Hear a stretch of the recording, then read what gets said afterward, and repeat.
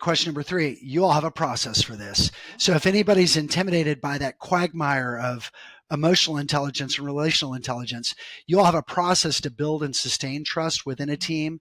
Can you tell us about the trust equation? Absolutely. So trust is like love and hope and fear. It's a vague word.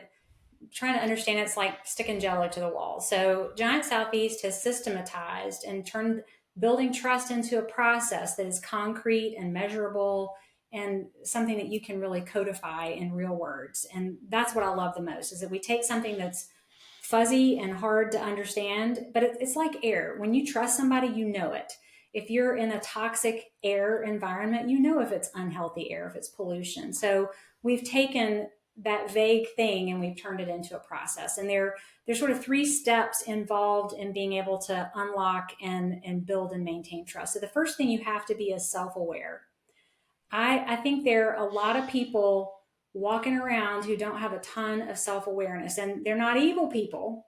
But in fact, rarely do I go home at the end of the day and say to my husband, I ran into an evil person today. But very often I run into people who are not aware and they don't realize that what they're doing is causing a problem. So becoming self aware of the vibe that I'm creating, what it feels like on the other side of me is step one.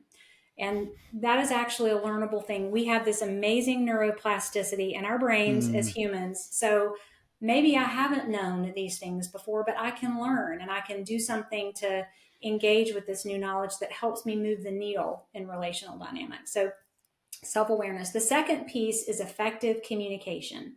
So when you communicate, you're delivering a message, and then the person on the other side has to receive that message. And it can be clear or unclear, effective, ineffective, but learning how to effectively communicate so that you're picking up what I'm putting down and we're actually making progress toward whatever the resolution needs to be. That is also a learnable skill.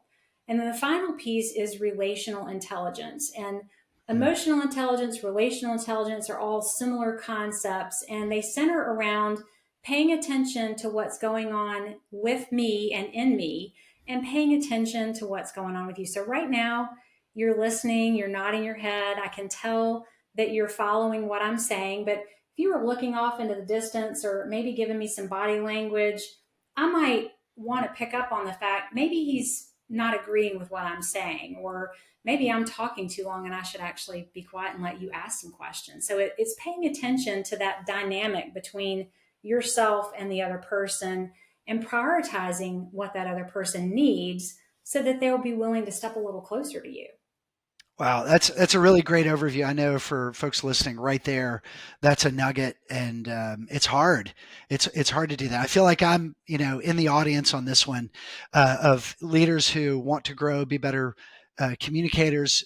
Be more empathetic and perceptive. I think perceptivity gets overlooked. You can think you're in charge. I'm the one who has figured out, and sometimes couldn't be further from the Yeah. truth.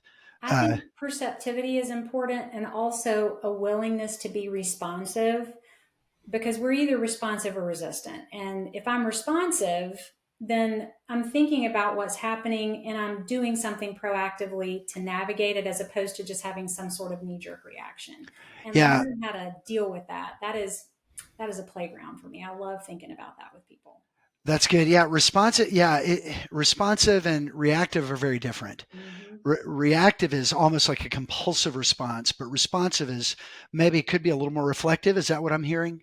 Maybe I like to think about it. Responses are automatic, even subconscious, unconscious, and responses are not bad.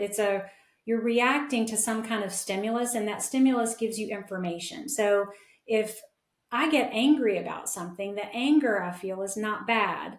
But how I navigate that in a responsive way makes all the difference in how somebody chooses to trust me or not. So, learning how to respond the right way to feedback or criticism or a situation where there's conflict, all of those things require your ability to be responsive not only to what you're feeling, but what that other person needs.